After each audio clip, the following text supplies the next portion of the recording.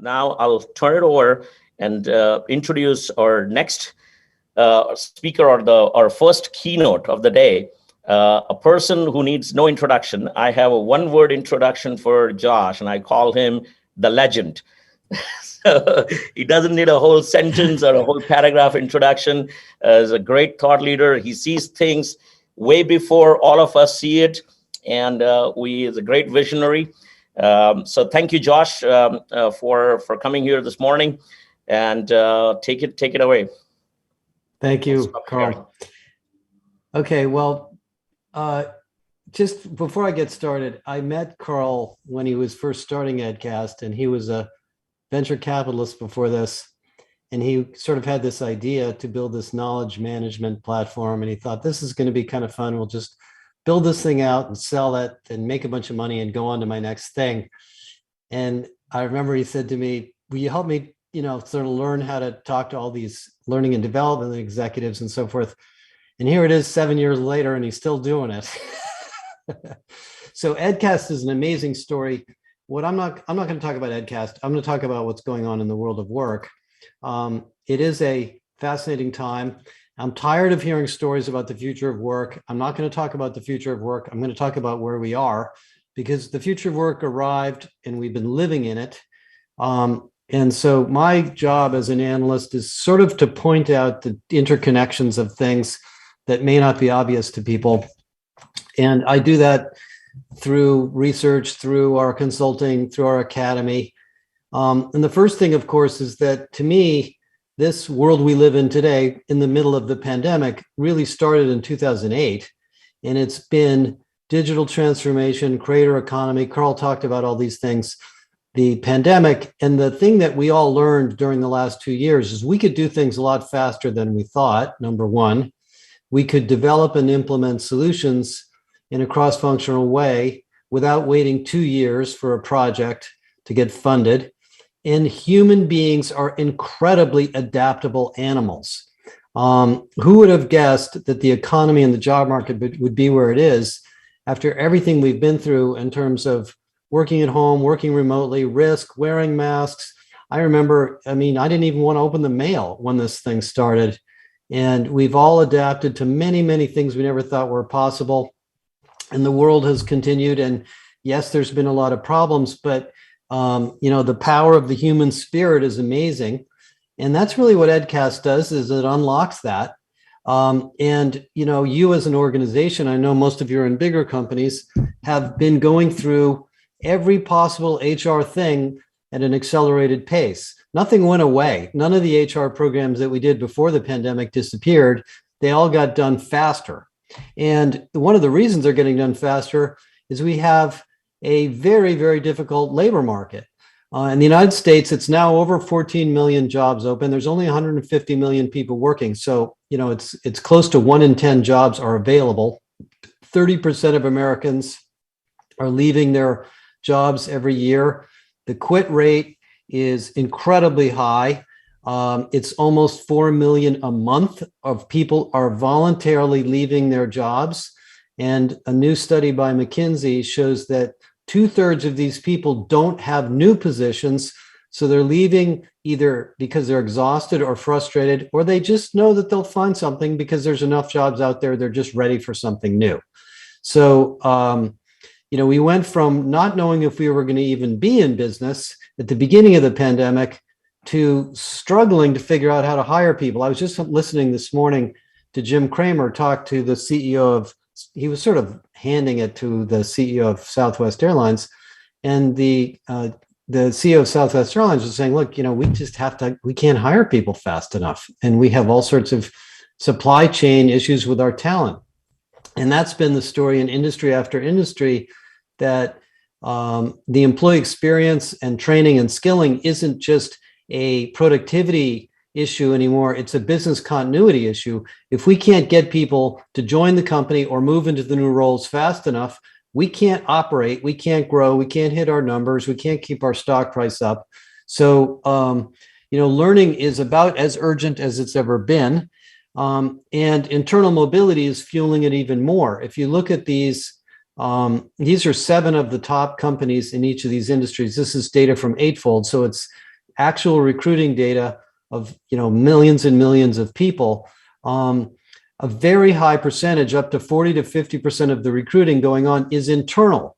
That means a lot of people are moving around inside of your company, and they all need to be reskilled or upskilled or educated about a new role, a new responsibility, a new city, a new country as part of that. So skills, I don't know, when people say skills are the currency of success, I get a little bit irritated at that because that's always been true. When I entered the workforce in 1978, it was true. But now it's industrialization of that process. And that's really what I'm going to talk about, is how companies are industrializing their skills development in a very formal way. The reason I think this chart is interesting is you don't have to worry or think about job mobility as if it's a risky proposition. It's just happening. It's just normal. And so your company is more ready for skills and skills development than it ever has been before. Now, the other piece of this, which I won't spend a lot of time on, is the way careers work. And this is another fascinating story about where we are in the world. 1978, when I got out of college, your career was your company. They were the same thing. I spent 10 years at IBM, and then I spent 7 or 8 years in another company. And that, I thought that was going to be my career. And then, monster.com and LinkedIn. And, we said, no, my career is a series of jobs. So I'm going to look at my career as I worked here, I worked here, I worked here. And then Uber and other, job market platforms open up. We said, no, it's not the jobs I had. It's the work I did. It's the projects I did. It's the experiences I had. And now we're moving to number 4, which is it's the skills I have. It's the capabilities I have. It's the things that I uniquely know how to do, which people learn over time. Most professionals don't know this early in their career, but later in their career, they realize what they're really, really good at. And that's affecting what we do inside of companies, because now we can build internal mobility systems with EdCast, using EdCast and other tools to facilitate this new world of careers inside the company. Nobody wants to be in the same job for 20 years. Eventually you go down the learning curve and get bored. So internal mobility, hiring, employee experience, what I call skills academies, these are all connected. And the reason I built this chart, by the way, is after talking to many, many HR departments about their strategies, I realized you really have to think about all 8 of these things at the same time. They're all highly interconnected, and you can't really pull one without affecting the other one either. So this new world of work is a much more hybrid, interconnected series of initiatives inside of HR across the job market inside of your company. Now, work itself has changed too.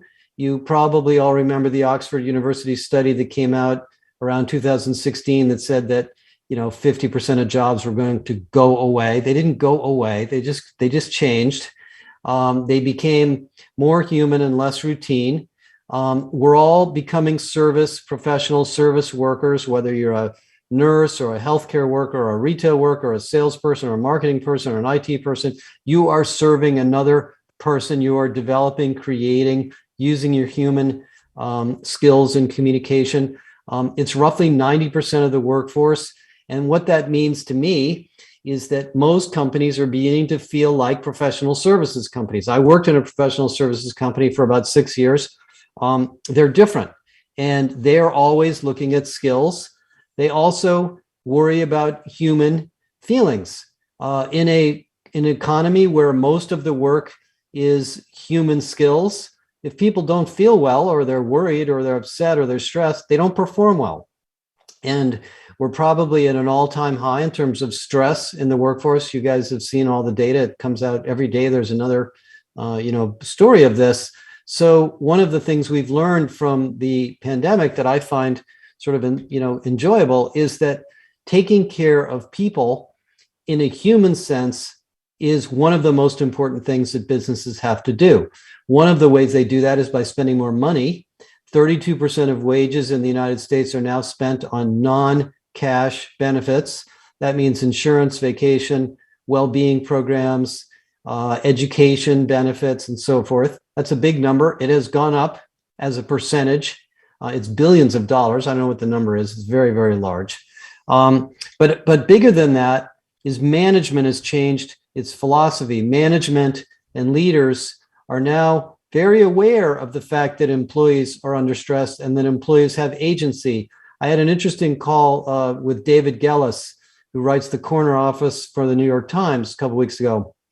And he talks to CEOs all day. And he said to me, he said, you know what a lot of CEOs say to me is, you know, I come into work in the morning and I'm just thankful that the people showed up because I'm a little worried they're not going to come.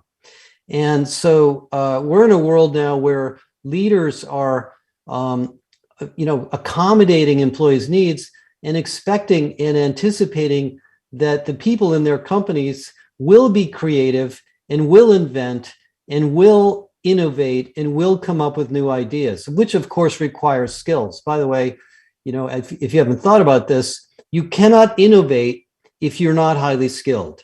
Otherwise, what you think is an innovation is not an innovation. So the smarter or more experienced you are in a domain, the more likely you are you're going to push the envelope and develop something really, really good that's has competitive advantage. So, skilling and innovation to me are very, very highly linked. And this is all happening in a management context of trust, of flexibility, of well-being. The well-being industry, we're going to be launching a big study next week on well-being, which we call the healthy organization. I mean, the well-being industry is a corporate strategy at the CEO level now. It's not a benefit in the compensation department anymore. And that's part of the future of work too. The other part of this management story is the disciplines and the skills of management that are becoming relevant. This is a chart I developed 2 years ago, pre-pandemic. We were at a meeting at UC Berkeley. We had a bunch of psychologists talking to a bunch of CHROs, and we were talking about, what drives happiness. And these are some of the words that create happiness from a psychological standpoint. And I asked the group, how many of you use these concepts in your corporate mission statement, in your leadership models, and so forth? Nobody raised their hand at all. Now I would suggest that probably everybody would. These are things we've learned from psychology that are required at work. And to me, I hope they define the future of work too. The final thing before I get into sort of the technology is this issue of individuality. I think back about my career and where I've worked and what I've sort of been through. In most organizations, there's a conformity rule. If you want to work here, you need to act this way, behave this way, dress this way, etc. Sort of fit the corporate model, whatever it may be. That's kind of that's not true so much anymore. People are working at home. They're dressed differently. They have different haircuts. Workday tells me there's 45 genders. They pick their own gender. They may have a tattoo. They may decide what hours they want to work. They may decide what job they want to work in. They may want to share their job with somebody else. That's another big trend in the future of work too. And if you can accommodate that in your company, you're going to find yourself much more flexible and much more high-performing organization. Okay, so what's going on in learning? The learning industry is really healthy. It's the healthiest I think it's ever been in my career. Digital skilling is massively important. Microsoft thinks there's 150 million jobs available over the next 2 or 3 years just in digital stuff.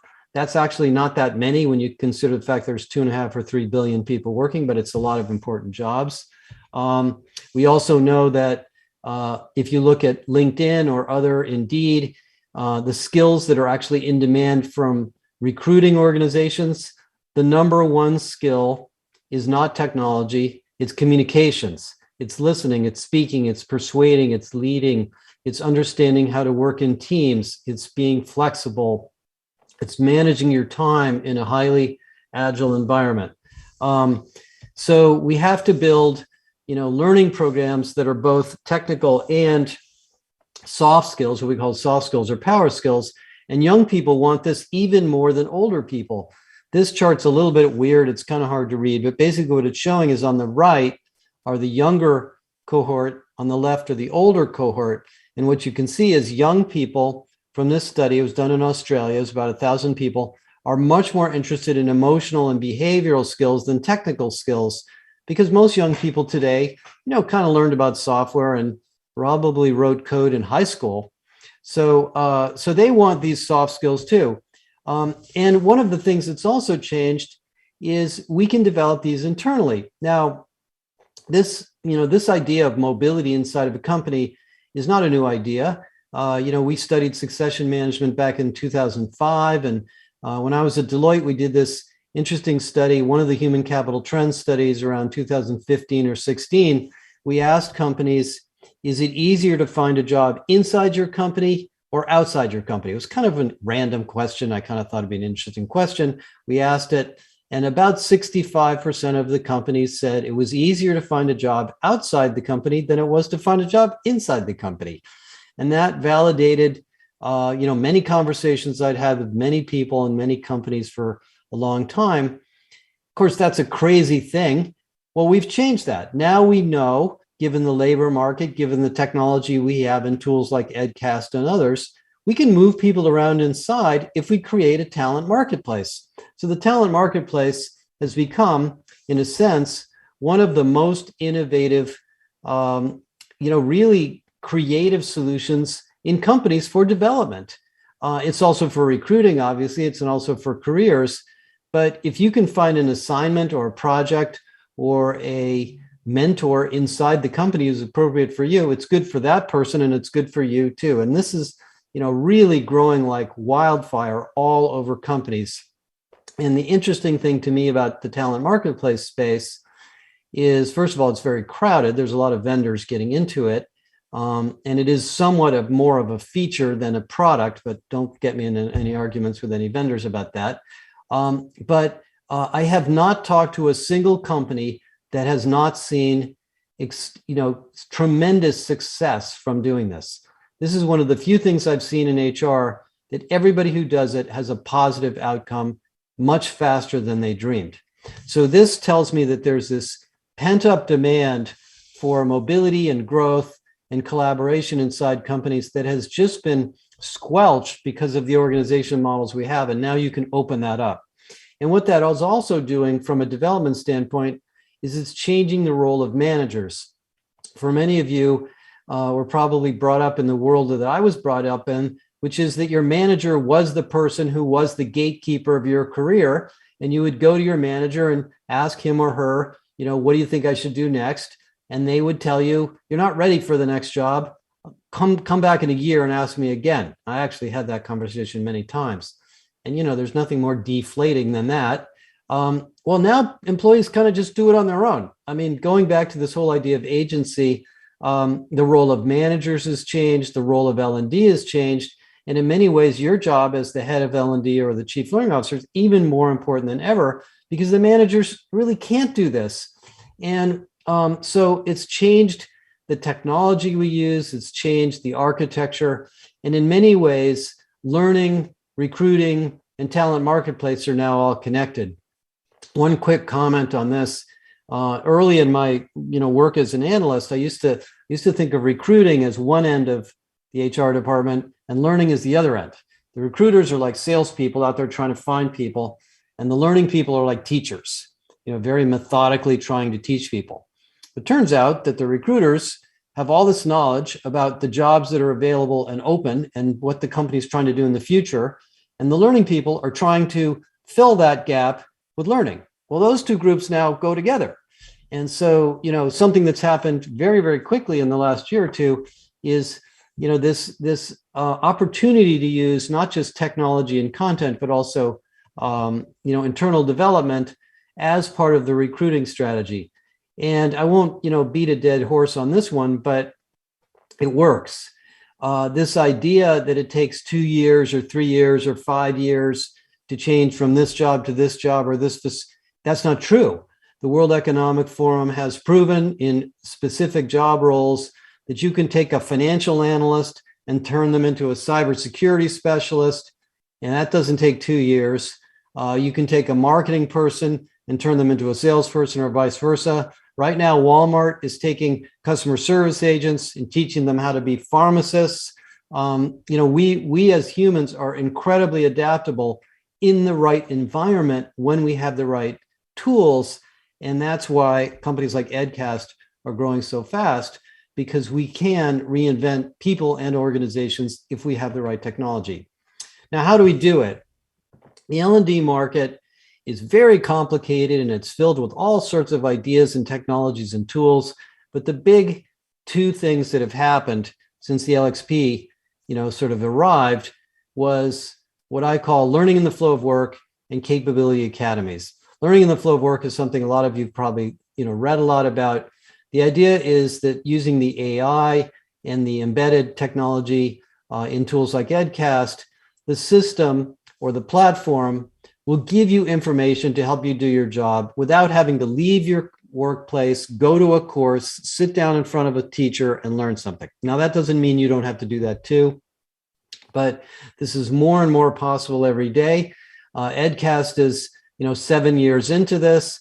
Microsoft's getting into the market, LinkedIn's getting into the market, Skillsoft. You guys know a lot of these vendors, and this is really working. We did a study of this last year, and we found that 30 to 35% of companies are already they have a learning in the flow of work strategy, and they have some technologies and some solutions where this is already working. So it's not just a good idea, but beyond that, that doesn't mean your company will transform. You also have to arrange the learning into what I call capability academies that are strategic to your company. I'll talk a little bit about how you do that. Let me skip this stuff on employee experience because I don't have a huge amount of time for that, and talk about the tech. So how do you do this? How do we take this content and capability development and learning and really integrate it into the daily life and the capability development strategy? Well, the HR tech market has gotten very smart about this, and vendors like Edcast are, very much doing this today. And it's part of a theme of really HR tech in general, across all the areas of HR, being integrated into your daily work. In terms of skills, this is the way I look at it. Whatever your job is, whatever's written down in your job, you're probably not doing everything in your job description, but there are things you're doing. There are projects, there are roles. And for each one of those roles, there are business capabilities that define success, and there are skills that make up those capabilities. Now, while many, many companies may have the same skills models, not all companies will have the same capabilities. Two companies in tech might be operating very differently. One may be very innovative. The other one may be very sales and marketing focused. One might have a very heavy investment in R&D. The other one may have a very heavy focus in channels. So one of the things that we have to do, or you have to do as learning professionals, is work with your business leaders to define the critical capabilities that drive success in your company at this point in time. Skills will be a part of that, but don't assume you can turn on Edcast and all of a sudden your company is going to perform better. There are humans required. And I think there's a massive new, job role that's being created, which might be called the skills architect, or the leader of the skills, or the capability leader in different domains that will create this. I had an interesting conversation with the head of org design for a large bank a couple of weeks ago. And he said, we've been doing a lot of looking at our organization because we do a lot of operations. We have 30,000 people in HR and IT and financial operations. And I found out that we have 17 different job roles that classify as project managers, all with different names. We have about 15 job roles that are product managers with different names. We have about 8 or 9 job roles that are analyst roles with different names. And now that I know what all these things are, we're combining them together. We're giving them common job titles, and we're creating capability models for them. And I said, well, who's defining what the capability models will be? And he said, that's a good question. I realized we need a leader of this capability function in each of these areas who knows this function really well. Well, that's what this is all about, is building those capability academies. Now, the skills models are part of this. You know, as you're going to see more today from EdCast, there's some amazing technology for skills. But the skills taxonomy is not a standalone thing. It's really a growing, evolving database. Let's suppose I'm the capability leader for product management at BNY Mellon, and we built this, capability model for product management, and somebody in the market comes up with a new agile methodology for product design or for design thinking, and I never thought of it, but I'd like to include it in my taxonomy. I want to grab that taxonomy and bring it in. That happens in IT, that happens in sales, that happens in every part of business. So this skills thing isn't a black box. It's really a white box that has to be managed and developed and cared for. And so a lot of what's going on in the world of work now is this new role, which is really a fascinating job for all of you guys, of really managing and developing and curating and harnessing this data about skills. And it is essentially falling into a new category of tech. This green category of tech that I drew in the latest version of the architecture is really the talent intelligence layer of software. And to some degree, EdCast goes in there. I mean, you could think of EdCast as a, kind of a learning portal, but it's much, much more than that. It's a place for you to add really important intelligence about what your company needs to do and where your company is trying to go, and therefore enable people to move in that direction in a much more deterministic way. And so, I think this is a big opportunity for a lot of you and a big direction for the future of work. Now, as far as the learning industry, it is complicated. It's clear now that the learning experience platform that was almost an experiment 6 or 7 years ago is now the center of the learning experience. But underneath it, that doesn't mean it's going to do everything. There are many ways people learn. People learn in cohorts, people learn individually, people learn through simulations, people learn through VR. And so your job as a learning and development professional or an HR function is still going to be focused on curating and designing these learning experiences around the capability academies and using the intelligence of the products like EdCast to do that well. So, as much as the vendors might make you think that if you buy their tool and turn it on, everything's going to happen, we still have a lot of value to add. And I think that's part of the exciting part of this too. The final thing I'll just wrap up with, because I know this is probably I'm out of time, is what's happening to us. I think, the thing that's been very obvious to me from the pandemic for HR people and L&D people is you are now designers, creators, and innovators. You can't just buy something off the shelf and turn it on and expect your company to transform. You're going to curate it, you're going to use it, you're going to apply it, and you're going to create and innovate in your own company. And that is, maybe one of the most exciting things about this whole business. That's the reason I got into professional development of HR, by the way, because I realized that we have this opportunity to develop ourselves and in turn, make all of these great things work for our companies. Okay, Carl, there you go. Thank you very much for the opportunity to speak to this wonderful group, and I'll turn it back over to you. Great. Thank you, Josh. As usual, amazing insights. And I think what Josh has been doing, very pioneering work that has actually made HR department and L&D department as the powerhouse of innovation. I worked in many different sectors over the past 25 plus years. I work with many different groups, from product to engineering to customer success to all these different departments.